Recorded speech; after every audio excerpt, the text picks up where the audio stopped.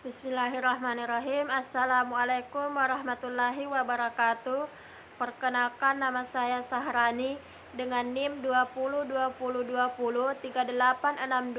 2020203862201037. Langsung saja saya akan mempresentasikan materi UTS saya, mata kuliah Ekonomi Mikro Islam. Jadi materi pertama yaitu konsep ekonomi mikro Islam. Adapun pengertian dari ekonomi mikro Islam adalah salah satu cabang dalam ilmu ekonomi yang terfokus mempelajari perilaku atau hubungan timbal balik antara produsen dan konsumen yang terlibat di dalam kegiatan ekonomi. Ekonomi mikro bisa menjelaskan tentang bagaimana dan mengapa di setiap pengambilan keputusan dalam kegiatan ekonomi. Dengan demikian, ekonomi mikro Islam berarti suatu sistem yang di dalamnya terdapat perilaku beberapa individu, baik sebagai konsumen, produsen, atau tenaga kerja, yang dalam kegiatan ekonominya selalu diilhami oleh nilai-nilai keislaman. Selanjutnya, tentang karakteristik ekonomi mikro Islam. Yang pertama, ekonomi Islam pengaturannya bersifat ketuhanan atau ilahiyah. Yang kedua, dalam Islam, ekonomi hanya merupakan satu titik bahagia dari al-Islam secara keseluruhan. Yang ketiga, ekonomi berdimensi akidah atau keakidahan. Yang keempat, berkarakter ta'abudi. Yang kelima, terkait erat dengan akhlak. Yang keenam, elastis. Ketujuh, objektif. 8, memiliki target sasaran atau tujuan yang lebih tinggi. Yang kesembilan, realistis. Dan 10, harta kekayaan pada hakikatnya adalah milik Allah Subhanahu wa Ta'ala. Kemudian tentang ruang lingkup ekonomi mikro Islam. Yang pertama itu tentang asumsi rasionalitas dalam ekonomi Islam. Yang dimaksud dengan asumsi rasionalitas adalah bahwa manusia berperilaku secara rasional atau masuk akal dan tidak ada akan secara sengaja membuat keputusan yang akan menjadikan mereka lebih buruk. Dan yang kedua, mengenai teori konsumsi Islami. Konsumsi adalah suatu bentuk perilaku ekonomi yang asasi dalam kehidupan manusia. Setiap makhluk hidup pasti melakukan aktivitas konsumsi termasuk manusia. Dalam ilmu ekonomi, konsumsi adalah setiap perilaku seseorang untuk menggunakan dan memanfaatkan barang dan jasa untuk memenuhi kebutuhan hidupnya. Selanjutnya, mengenai teori permintaan Islami.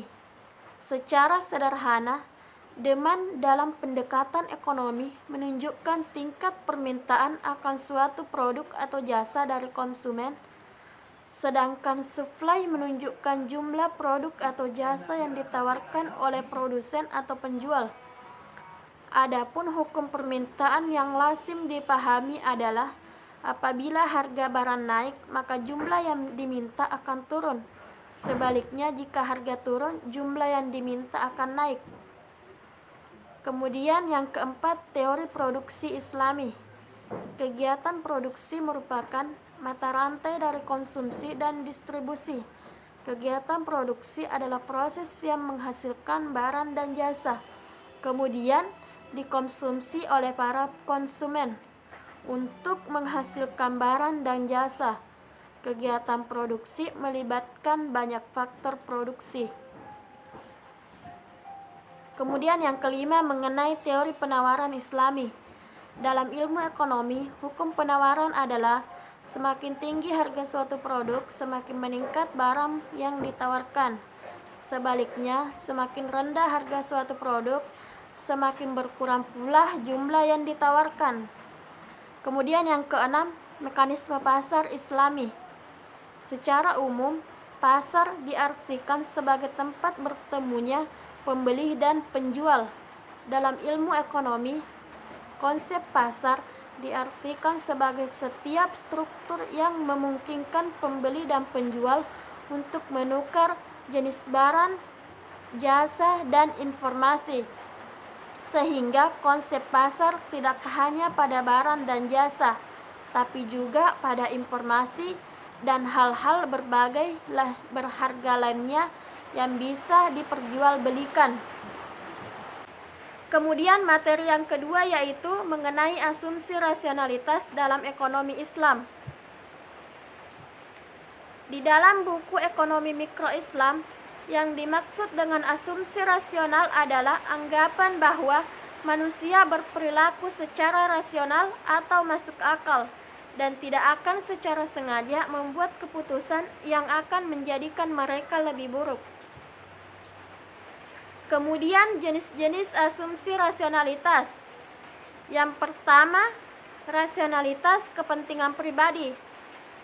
Pengertian kepentingan pribadi tidak hanya selalu diartikan dengan penumpukan kekayaan dan harta oleh seseorang, di mana kepentingan pribadi yang diasumsikan di sini ialah setiap individu akan selalu berupaya mengejar berbagai tujuan dalam hidup ini, dan tidak hanya memperbanyak kekayaan moneter, namun tujuan-tujuan tersebut bisa berbentuk prestise, cinta, aktualisasi diri, dan lain-lain. Kemudian jenis yang kedua yaitu rasionalitas berdasarkan tujuan yang ingin dicapai saat ini.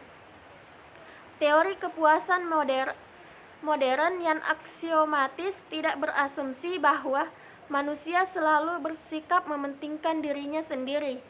Teori ini berasumsi bahwa manusia selalu menyesuaikan persepsinya sepanjang waktu dengan sejumlah prinsip. Secara jelasnya dikatakan bahwa preferensi yang diambil haruslah konsisten. Kemudian, perspektif Islam mengenai asumsi rasionalitas. Dalam hukum rasionalitas dalam Islam, rasionalitas dalam perilaku pembelian konsumen Muslim harus berkaitan aturan Islam, sebagaimana dalam Al-Quran sebagai berikut. Pertama, konsumen Muslim dinyatakan rasional jika pembelajaran yang dilakukan sesuai dengan kebutuhan dan kemampuan. Kedua, seorang konsumen Muslim dapat dibilang rasional jika ia membelanjakan tidak hanya untuk barang-barang yang bersifat duniawi semata, melainkan turut pula untuk keperluan di jalan Allah Subhanahu wa Ta'ala. Yang ketiga, seorang konsumen Muslim yang rasional akan mempunyai tingkat konsumsi yang lebih kecil dari konsumen non-Muslim, dikarenakan konsumsi hanya diperbolehkan untuk barang-barang yang halal. Selanjutnya, mengenai prinsip-prinsip rasionalitas ekonomi. Yang pertama, kelengkapan. Yang kedua, kesinambungan. Yang ketiga, konsisten. Dan yang keempat, lebih banyak selalu lebih baik. Adapun prinsip-prinsip rasionalitas yang diajukan oleh ekonomi konvensional, di antaranya ada dua. Yang pertama, objek yang halal dan thayyib. Yang kedua, lebih banyak tidak selalu lebih baik. Kemudian materi yang ketiga yaitu mengenai konsep kebutuhan ekonomi mikro Islam. Konsep kebutuhan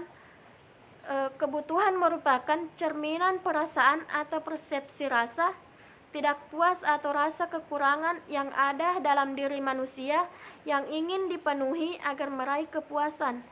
Kegiatan ekonomi yang penting salah satunya adalah konsumsi. Kegiatan produksi, konsumsi, dan distribusi merupakan satu kesatuan yang saling berkaitan dan ketiganya tidak dapat dipisahkan satu sama lainnya. Sesuai dengan fitrah manusia, kebutuhan manusia itu tidak terbatas, baik jumlah maupun dari macamnya. Kemudian faktor-faktor kebutuhan manusia. Yang pertama, faktor umur. Yang kedua, faktor pekerjaan. Yang ketiga, faktor peradaban. Dan yang keempat, faktor pendidikan. Kemudian, konsep kebutuhan manusia dalam pandangan Islam. Jadi konsep kebutuhan manusia dalam pandangan Islam yaitu kebutuhan dan keinginan merupakan segala sesuatu yang diperlukan oleh manusia yang bertujuan untuk mempertahankan dan mensejahterakan hidupnya. Kebutuhan adalah cerminan perasaan ketidakpuasan atau kekurangan dalam diri manusia yang ingin dicapainya. Secara umum, kebutuhan manusia itu sama. Yang membedakan hanyalah keinginan. Kemudian, rumusan kebutuhan manusia dalam pandangan Islam. Yang pertama, daruriyat atau primer adalah kebutuhan yang paling utama dan paling penting. Kebutuhan ini harus terpenuhi agar manusia dapat hidup layak. Jika kebutuhan ini tidak terpenuhi, hidup manusia akan terancam di dunia maupun di akhirat. Yang kedua, sekunder adalah kebutuhan setelah kebutuhan dururiyat atau primer. Apabila kebutuhan hajat tidak terpenuhi, tidak akan mengancam keselamatan kehidupan umat manusia, namun manusia tersebut akan mengalami kesulitan dalam melakukan suatu kegiatan.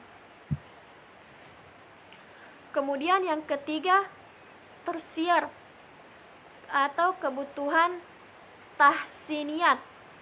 Kebutuhan tahsiniyat adalah kebutuhan yang tidak mengancam kelima hal pokok yaitu kibdudin atau menjaga agama, kibdunab atau menjaga kehidupan, kibdu akil atau menjaga akal, kibdunas atau menjaga keturunan, serta kibdumal atau menjaga harta, serta tidak menimbulkan kesulitan umat manusia.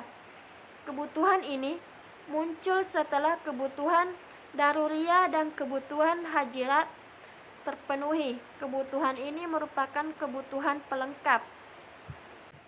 Kemudian materi yang keempat yaitu mengenai teori konsumsi dalam mikro-Islam. Pengertian dari konsumsi yaitu proses untuk menghabiskan atau mengurangi nilai guna suatu barang.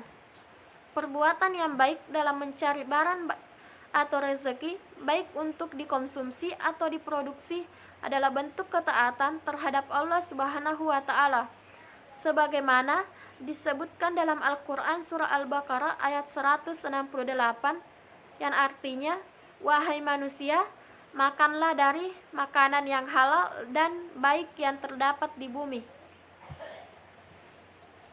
Kemudian prinsip-prinsip dalam konsumsi. Yang pertama, prinsip syariah, yaitu prinsip yang menyangkut dasar syariat yang harus terpenuhi dalam melaksanakan konsumsi, di mana terdiri dari yang pertama prinsip akidah, yang kedua prinsip ilmu, yang ketiga prinsip amaliyah.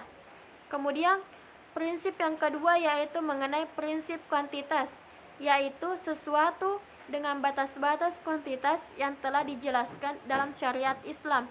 Di antaranya sederhana, sesuai dengan pemasukan dan pengeluaran, dan menabung dan investasi. Kemudian prinsip yang ketiga yaitu prinsip prioritas, di mana memperhatikan urutan kepentingan yang harus diprioritaskan agar tidak terjadi kemudaratan, seperti primer, sekunder, dan tersier. Norma dan etika dalam konsumsi. Yang pertama, tauhid atau unity atau kesatuan. Yang kedua, adil atau equilibrium atau keadilan. Yang ketiga, free will atau kehendak bebas. Yang keempat, amanah atau responsibility atau pertanggungjawaban. Yang kelima, halal, dan yang keenam, sederhana. Kemudian, kaidah dalam konsumsi. Yang pertama, kaidah syariah. Yang kedua, kaidah akidah. Yang ketiga, kaidah ilmiah. Yang keempat, kaidah amaliyah. Dan yang kelima, kaidah kuantitas. Kemudian fungsi dalam konsumsi. Fungsi konsumsi adalah fungsi yang menunjukkan hubungan besarnya konsumsi dengan pendapatan. Sedangkan hubungan antara besarnya tabungan dan pendapatan disebut sebagai fungsi tabungan. Fungsi tabungan menunjukkan hubungan besarnya tabungan dengan pendapatan. Selanjutnya, materi yang kelima yaitu teori permintaan dalam mikro-Islam.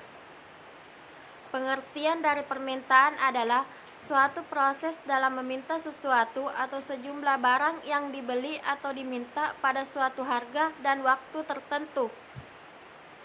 Kemudian, faktor yang mempengaruhi permintaan, yang pertama selera masyarakat, yang kedua harga barang atau jasa, yang ketiga perkiraan harga di masa yang akan datang, yang keempat pendapatan masyarakat, yang kelima jumlah penduduk, dan yang keenam kualitas barang. Kemudian, hukum permintaan. Dalam hukum permintaan dijelaskan sifat hubungan antara permintaan suatu barang dengan tingkat harganya.